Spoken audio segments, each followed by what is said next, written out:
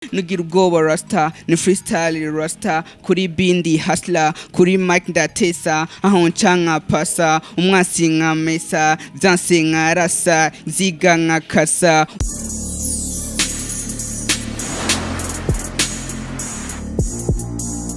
Amahoro nshuti mukunzi wa Buja Hit TV wo kurikirana ibiganiro vya Buja Hit TV. Nkuko tamati bikora reka tumaze dukingurukira Imana ya muri kumwe natwe. Dusura dukingurana namwe bw'abakunzi wa Buja Hit TV. Nkuko mumbona ndi kumwe n'umusore atavyoroshe muri hip hop. Bite msazi? Ni sawa neza. Biraza neza? Yego. Bihajyanye witwa gute man? Nito SBM nk'umufungo umupro aho nkaranumvise beat nkagira nk'umupro igiko kuri flow bitiri kuzikonda iriye nkahaga mvyibushe bikamera ko. No masana SBM behaja SBM bisigura iki man? bisigura Sam Brown Mulume. Sam Brown Mulume. kubera iki? Gifise indi siguro benshi bamabambaza ko ndi umukongomani kubera Mulume. Me Mulume ni zina nakunze ryaje ko nyene yumva gisigura umuhungu. Amasiya bindi yo ni S Sam Brown Mulume. Sam ni zina ryawe? Go. Brown ni zina ryawe? Ni zina rya career yanje. Mbega amazina yawe y'ukuri yitwa gute? Nito Irakoze Sam Diandre. Sam Brown Mulume. Kumwe na Sam Brown Mulume. Uno mushi turi kumwe n'umurapper akiri muto cyane. Mbega yawe afise imyaka inga? Bientôt 19 ans, c'est 18 ans, bientôt 19 ans. Mbega ni benshi bakora ibintu ati mbega Sam Brown Mulume yo bari hano muri plateau za Buja TV gukora iki? Ndiko ndakora ibikorwa, ndiko ndagerageza gushikana umuziki w'indundi imbere cyane career ya hip hop.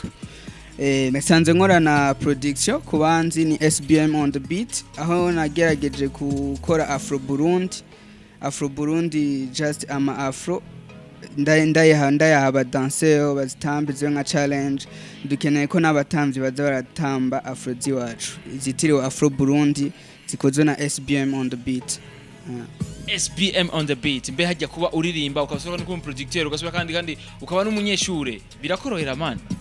Ndi programma nibinyorohera mugani ndagerageza kuri program. Mbe hajyanye iyo gira wandika indirimbo akaba ari period ya exam bigenda gute? Sinigera nandika ama exam. Inspiration igere gushikira ko katika bisara je inspiration mu period ya exam. Bon birashika muganda ashobora kwandika nkatangura muganga zoheza mu nyuma. Kabisa ni SBM izina rigoye man. Izina ni Sam Brown Mulume muhungu. Brown abumva icyongereza bacayimenya. Sam nani izina ryawe ry'igifaransa?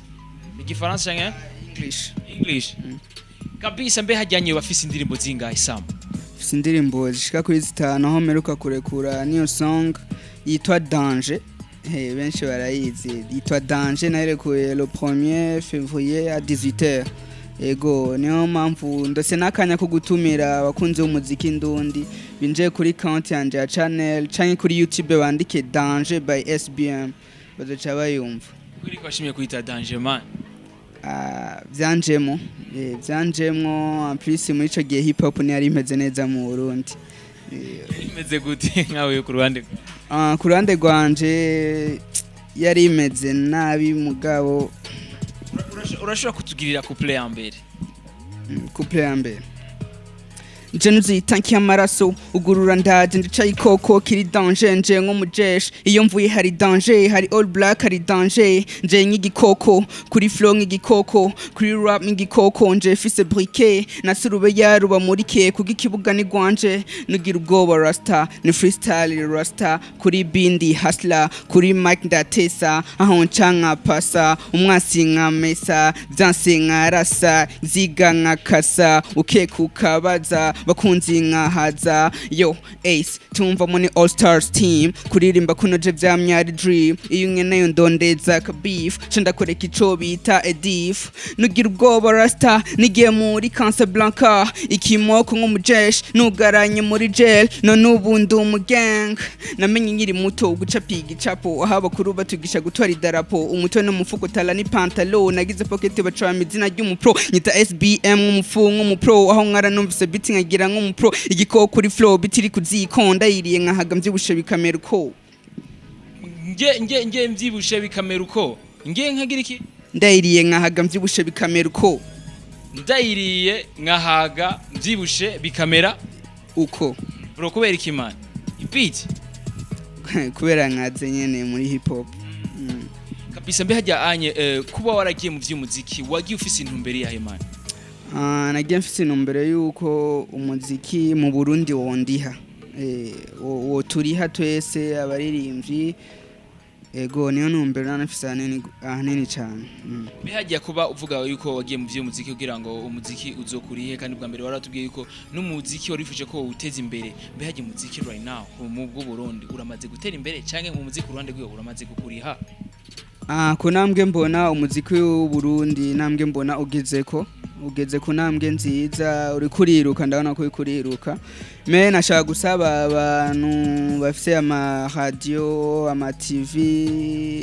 bo bagerageze gufasha abaririmbyi kuko mu Burundi hari abantu benshi bafite talent ni benshi sana cyane gose mugabo promotion iracari ingorane promotion ushyize kuruvuga ku ruhande rw'ama TV online cyangwa ku ruhande rw'amaradio cyane uramaze kuja gusaba promotion ku radio bakakwima bro umuziki novuga narirutse cyane gose nako nakoze kugira niruke ku muziki me Imana izobikora kuko ndiyemera ko mfite talent nanagiye ku maradio atandukanye ndatanga mugana kivamo indirimbo yawe nta ko bayicisha n'umunota umwe oya no bambeshe bacu basabikire kuri uno mwanya no basaba yuko bogerageza guteza imbere umuziki ndundi kuko hajya badufashije nabo urumva turashobora kubafasha canke nabo bagatera imbere urumva gushikana umuziki ndundi ku buryo Burundi bumenyekana mu mahanga imizi byo hatumvise muri Tanzania za Nigeria ariko havuzwa umuziki ndundi urumva byo bica biba nk'akazi nkuko abandi umuziki ubariha urumva byo byiza natwe giye badufashije bikatubera nk'akazi kubera iki gihugu cacu nyene uburyo buragoye novuga ko uburyo bugoye yego kabisa uburyo buragoye novuga nk'akajambo gatoyi wowe ushaka gushikiriza ku bandi barapera musangiye mu bwo kuririmba muri industry ico nabonye cyo mu Burundi hari abarapere benshi bashoboye cyane gose en plus ico nkundira abarapere turashigikiranira urumva umurapere umufusavye ikintu arakigufasha uko ashoboye ndakibashimira gose ico coco amano batera negeye ko bobandanya barakora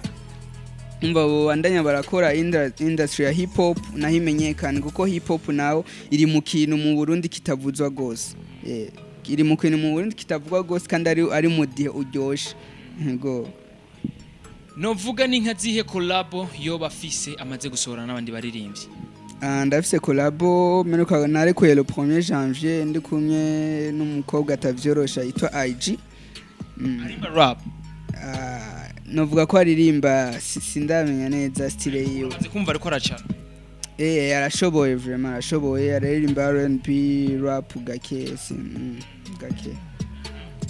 yego wifuza rero gusorana nande muri bino bihe muri no periode muririmbyi tuvuga arimba rap canke R&B ndakeneye gusorana na Kiriku Akili Kingorongoro na Estanisha buriki abo baririmbyi Kiriku premièrement abafanzi banyu barambwira ko Kiriki turi kuri niveau imwe urumva turi kuri niveau imwe barambwiye gose ko byo bavyiza dukoranye collabo kuko toca twica mwatse umuri toca twaturubeya yego yego kingorongo hano wundi ashoboye Stanish nawe ndakunda voice wafise voice ya bien sana gose kabisa. Stanish afise voice ya bien sana, ibintu bimeze neza cyane. Hama novuga ni nk'akajambo gatoyi woshikiriza abakunzi bawe bagomba gukurikirana. Nobabwira yuko bogira subscribe kuri channel yanje ya YouTube ni SBM Diandri official. Naho borondera Danger by SBM aca babona channel yanje bagaca bagira subscribe. Ma Facebook ni Sambran Mulume SB, ama Instagram naho ni SBM Diandri official. SB urakoze cyane. Yego turashimira namwe bwe Bujahi TV igerageza kushikana amatara yacu kure. Yego kabisa ni SBM twari kumwe muri plateau za Bujahi TV, tuzosubira inshallah imana bikunze. Bye.